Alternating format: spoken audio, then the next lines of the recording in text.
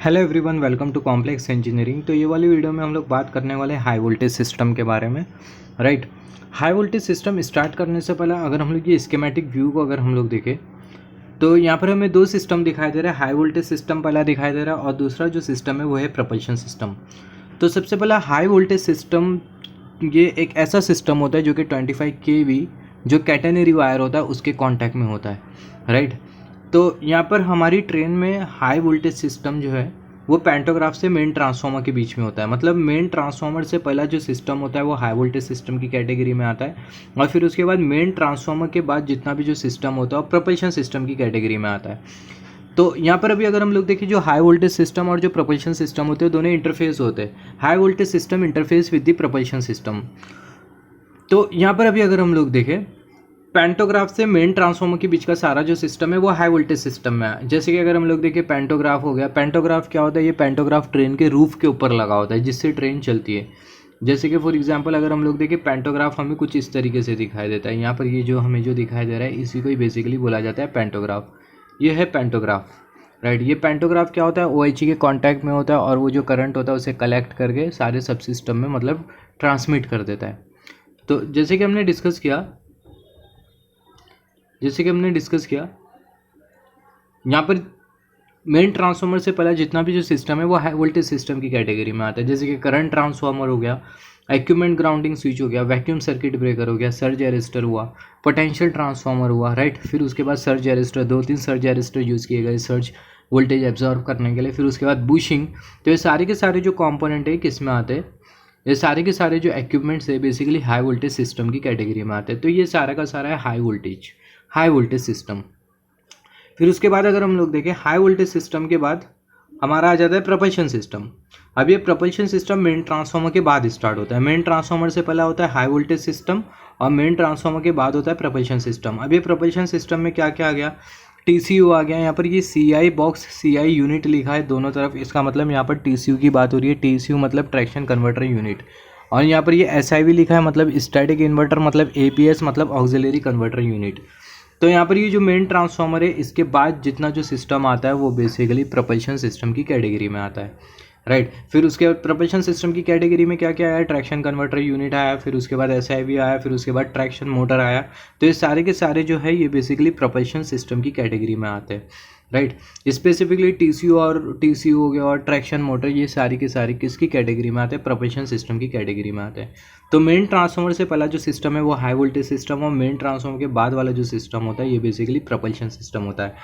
तो अभी हमें स्टार्ट करना है high voltage system. High voltage system में जिसमें हम लोग बात करने वाले हैं हाई वोल्टेज इक्विपमेंट के बारे में। So before starting with the concept, हमारा जो हाई वोल्टेज सिस्टम है वो कौन कौन सी कार में सिचुएटेड है, कौन कौन सी कार में लोकेटेड है? TC1 कार हो गई, TC2 कार हो गई और MC2 कार हो गई। तो ये सारा का सारा मतलब ये तीनों जो कार है, TC1 हो गया, TC2 हो गया, MC2 हो गया, ये तीन ऐसी कार है जिसमें हाई वोल्टेज सिस्टम प्रेजेंट है। राइट, तो यहाँ पर अभी अगर हम लोग देखें हाई वोल्टेज सिस्टम में हमें क्या क्या मिलता है, हमें बात करना है हाई वोल्टेज सिस्टम के बारे में। तो हाई वोल्टेज सिस्टम में हमें क्या क्या मिलता है? तो सबसे मोस्ट इंपॉर्टेंट अगर हम लोग देखें हाई वोल्टेज सिस्टम में सबसे पहला हमें क्या मिलेगा? पैंटोग्राफ मिलेगा। यहाँ पर ये हमें क्या दिखाई दे रहा है? यहाँ पर ये पैंटोग्राफ असेंबली दिखाई दे रही है। अभी जो पैंटोग्राफ होता है ये क्या करता है? जो पैंटोग्राफ होता है OHE के कांटेक्ट में आता है, करंट को कलेक्ट करता है, फिर उसके बाद वो जो करंट है उसे मेन ट्रांसफार्मर में भेजता है, हाई वोल्टेज को मेन ट्रांसफार्मर में भेजता है वाया हाई वोल्टेज इक्विपमेंट। फिर मेन ट्रांसफार्मर क्या करता है? वो जो 25 kV जो वोल्टेज है उसे स्टेप डाउन करके फर्दर प्रपल्शन सिस्टम हो गया, फिर उसके बाद जो ऑक्सिलरी सिस्टम हो गया उसको ट्रांसफ़र कर देता है। राइट, यहाँ पर अभी अगर हम लोग देखें, जैसे कि हमने बात किया यहाँ पर ये SIV आ गया हमारे ऑक्सिलरी सिस्टम में। राइट, तो यहाँ पर हमें क्या, जैसे कि हमने बात किया यहाँ पर ये पैंटोग्राफ हमें दिखाई दे रहा है। ये पैंटोग्राफ बेसिकली रेस होता है और लोअर होता है with the help of pneumatic air. अभी पैंटोग्राफ की रेजिंग स्पीड और जो लोअरिंग स्पीड है उसे भी हम लोग कंट्रोल कर सकते हैं विद द हेल्प ऑफ कुछ इक्विपमेंट्स होते, कुछ वाल्व होते जिसके थ्रू हम लोग पैंटोग्राफ की रेजिंग और लोअरिंग स्पीड को कंट्रोल कर सकते हैं। अभी पैंटोग्राफ के ऊपर हमें जो ब्लैक जैसा जो दिखाई दे रहा है ऊपर की तरफ हमें जो दिखाई दे रहा है जो कि एरो की टिप शो कर रही है, इसे बोला जाता है कार्बन स्ट्रिप। अभी जो कार्बन स्ट्रिप होती है ये क्या करती है? करंट को कलेक्ट करती है और फिर उसके बाद वो जो करंट होता है वो पैंटोग्राफ से होते हुए हाई वोल्टेज इक्विपमेंट से होते हुए मेन ट्रांसफार्मर में जाता है, फिर उसके बाद स्टेप डाउन होकर फर्दर वो जो वोल्टेज होता है वो पावर वो ट्रांसमिट हो जाता है। राइट, अभी यहाँ पर ये पेंटोग्राफ कैसा काम करता है, कैसा रेज और लोअर होता है with the help of pneumatic air. फिर उसके बाद अभी अगर हम लोग देखें यहाँ पर हमें क्या दिखाई दे रहा है, यहाँ पर हमें बेसिकली करंट ट्रांसफार्मर दिखाई दे रहा है जो कि क्या करता है, करंट को मेजर करने का काम करता है, राइट। ये है करंट ट्रांसफार्मर। फिर उसके बाद यहाँ पर हमें क्या दिखाई दे रहा है, ये है बेसिकली पोटेंशियल ट्रांसफार्मर, जिसे वोल्टेज ट्रांसफार्मर भी बोला जाता है। ये जो पोटेंशियल ट्रांसफार्मर है ये क्या करेगा, बेसिकली कैटेनरी जो OHE का जो वोल्टेज है उसे मेजर करेगा। और ये जो करंट ट्रांसफार्मर है ये क्या करेगा, बेसिकली OHE का जो करंट है उसे मेजर करने का काम करेगा। फिर उसके बाद यहाँ पर अभी अगर हम लोग देखें हमें कुछ इस तरीके से VCB दिखाई दे रहा है, वैक्यूम सर्किट ब्रेकर। यहाँ पर अभी अगर हम लोग देखें कुछ इस तरीके से हमें वैक्यूम सर्किट ब्रेकर दिखाई दे रहा है। अब ये जो वैक्यूम सर्किट ब्रेकर है यहाँ पर कुछ इस तरीके से लोकेटेड है। ये वैक्यूम सर्किट ब्रेकर का क्या काम होता है, ये जो वैक्यूम सर्किट ब्रेकर होता है ऑब्वियसली VCB है। ये वैक्यूम सर्किट ब्रेकर क्या करेगा, सर्किट को मेक और ब्रेक करने का काम करेगा। वैक्यूम सर्किट ब्रेकर का अगर हम लोग देखें काम स्पेसिफिकली न्यूट्रल सेक्शन में होता है। जब हमारी ट्रेन न्यूट्रल सेक्शन से जाती है, न्यूट्रल सेक्शन क्या होता है, ये एक ऐसा सेक्शन होता है जो कि इलेक्ट्रिकली कनेक्टेड होता है, मैकेनिकली आइसोलेटेड होता है। जब हमारी ट्रेन न्यूट्रल सेक्शन से जाती है तो ऐसे केस में होता क्या है, जो VCB होता है ट्रेन का वो ओपन हो जाता है, राइट। VCB ओपन क्यों होना चाहिए, न्यूट्रल सेक्शन जैसे कि हमने बात की एक ऐसा सेक्शन होता है जिसमें जो OHE होती है वो इलेक्ट्रिकली आइसोलेटेड होती है बट मैकेनिकली कनेक्टेड होती है, और जो ट्रेन होती है उसे कोई पावर नहीं मिलता जब हमारी ट्रेन न्यूट्रल सेक्शन से जाती है। तो ट्रेन का मूवमेंट कैसा होता है, ट्रेन का मूवमेंट होता है just because of the momentum of the train, right. तो जब भी हमारी ट्रेन उससे जाती है, न्यूट्रल सेक्शन से जाती है, तो ऐसे केस में जो वैक्यूम सर्किट ब्रेकर होता है वो ओपन हो जाता है। फिर उसके बाद जब न्यूट्रल सेक्शन क्लोज हो जाता है तो वैक्यूम सर्किट ब्रेकर क्लोज हो जाता है। और जब वैक्यूम सर्किट ब्रेकर क्लोज हो जाता है तो ऐसे केस में होता है कि पावर का अगेन ट्रांसफ़र चालू हो जाता है और फिर जितने भी जो इक्विपमेंट्स है उससे पावर मिलता है। जैसे फॉर एग्जांपल अगर हम लोग देखें VCB, अगर ये VCB अगर ओपन हो जाएगा तो ऐसे केस में पेंटोग्राफ से पावर जाएगा, पेंटोग्राफ से वोल्टेज जाएगा, बट यहाँ पर सर्किट ओपन हो गई है तो वोल्टेज आगे तक ट्रांसमिट नहीं हो पाएगा, राइट। तो जब VCB क्लोज होगी तो ऐसे केस में सर्किट कंप्लीट होगी और जो पेंटोग्राफ का जो वोल्टेज होगा वो आगे मतलब फ्लो करेगा और फिर उसके बाद मेन ट्रांसफार्मर में जाएगा, फिर उसके बाद प्रोपल्शन सिस्टम में जाएगा एंड सो ऑन। तो यही रीज़न की वजह से जो VCB होती है वो ओपन हो जाती है जब हमारी ट्रेन न्यूट्रल सेक्शन में से जाती है। तो यहाँ पर एक चीज़ अगर हम लोग नोट डाउन करें, VCB क्यों ओपन होती है जब हमारी ट्रेन न्यूट्रल सेक्शन से जाती है, तो VCB ओपन होना इंपॉर्टेंट है। अगर VCB अगर ओपन नहीं होगी तो ऐसे केस में क्या हो जाएगा, शॉर्ट सर्किट हो जाएगा, राइट। क्योंकि एक अगर हम लोग देखें, अगर हमारा एक पेंटोग्राफ अगर OHE के कांटेक्ट में होगा और अगर दूसरा पेंटोग्राफ अगर हमारा OHE के कांटेक्ट में नहीं, दूसरा पेंटोग्राफ न्यूट्रल सेक्शन के कांटेक्ट में है और वैक्यूम सर्किट ब्रेकर क्लोज्ड है, तो ऐसे केस में शॉर्ट सर्किट हो जाएगा। तो शॉर्ट सर्किट को प्रिवेंट करने के लिए जो VCB होता है वो ओपन होना बहुत ज़रूरी है, right, to prevent short circuit.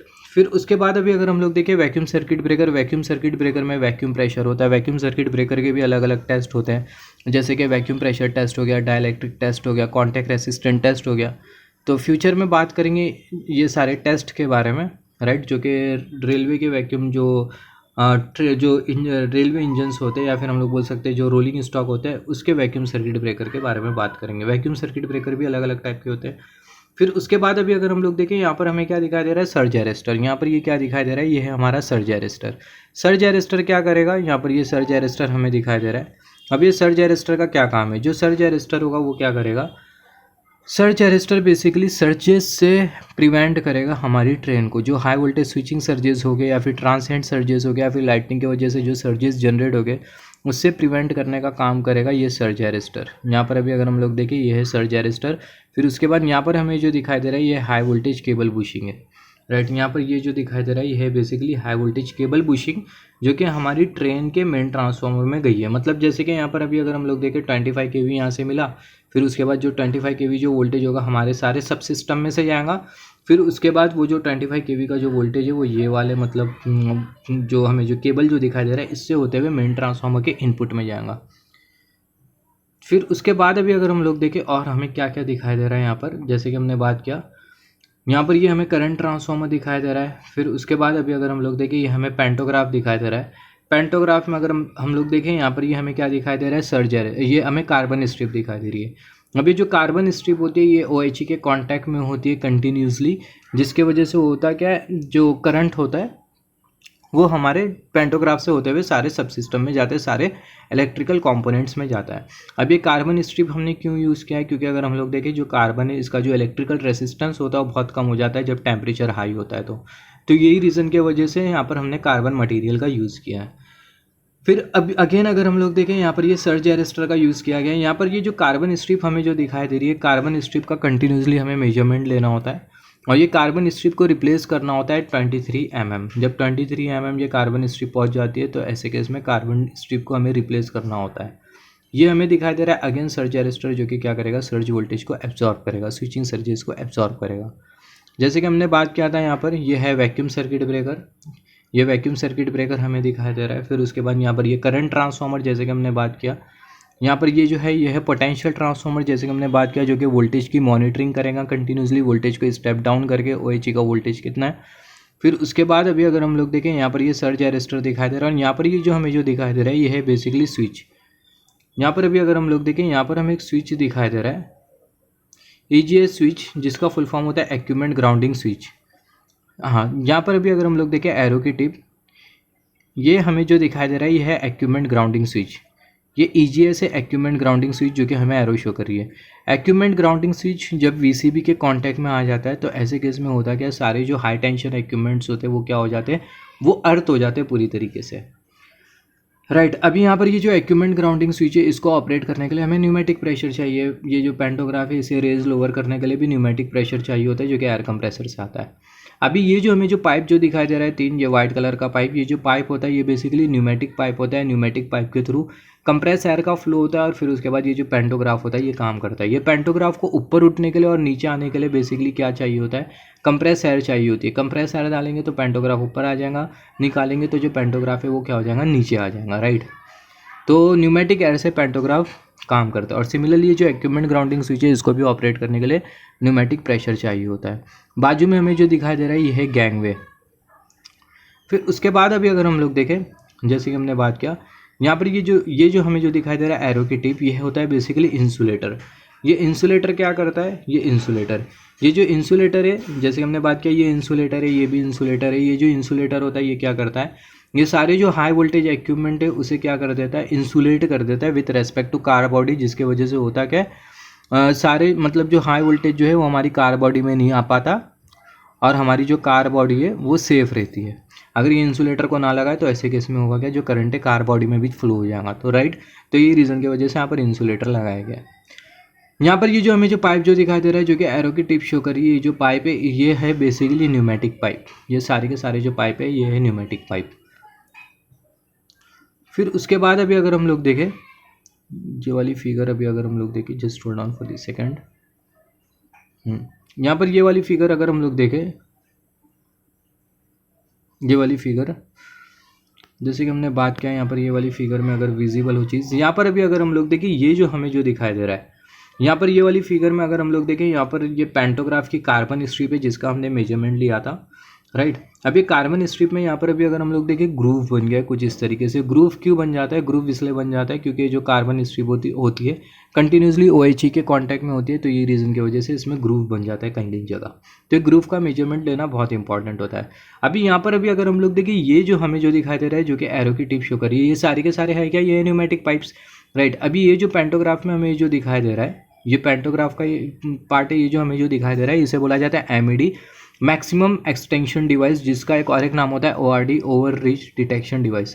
तो ये जो MED ORD सेम चीज़ है। इसका काम क्या होता है, अगर पेंटोग्राफ एक हाइट से ऊपर चले जाए तो ऐसे केस में होता क्या है, ये जो MED होता है वो ऑपरेट हो जाता है और जो पेंटोग्राफ होता है वो नीचे की तरफ थोड़ा आ जाता है। तो नाम से पता चल रहा है मैक्सिमम एक्सटेंशन डिवाइस, जो कि मतलब पेंटोग्राफ को मैक्सिमम एक्सटेंड होने नहीं देता। पेंटोग्राफ अगर मैक्सिमम एक्सटेंड हो जाए ओवर न्यूमेटिक प्रेशर की वजह से, तो ऐसे केस में OHE डैमेज होने के भी चांसेस होते हैं।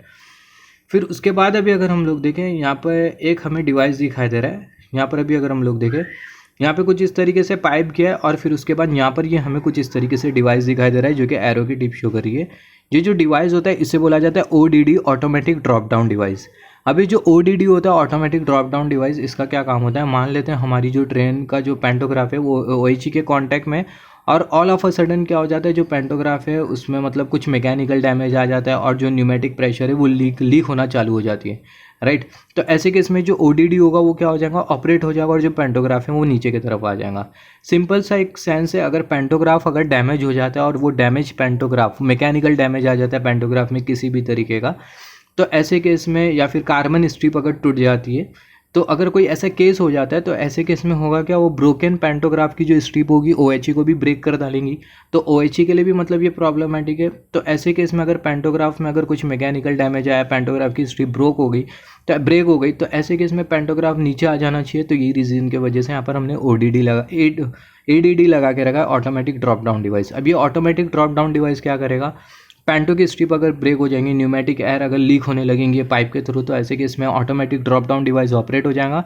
और ऑटोमेटिक ड्रॉप डाउन डिवाइस जब ऑपरेट हो जाएगा तो ऐसे केस में जो पेंटोग्राफ है नीचे की तरफ आ जाएगा, राइट। फिर उसके बाद अभी अगर हम लोग देखें और कुछ चीज़ें विजिबल है क्या, यहाँ पर नहीं है। यहाँ पर जैसे कि हमने बात किया, ये हमें करंट ट्रांसफार्मर दिखाई दे रहा है, राइट। तो MED के बारे में बात किया, EDD के बारे में बात किया हमने, राइट। तो नेक्स्ट वीडियो में हम लोग बात करने वाले पेंटोग्राफ के बारे में और पेंटोग्राफ के डिटेल पार्ट्स के बारे में डिस्कशन करेंगे।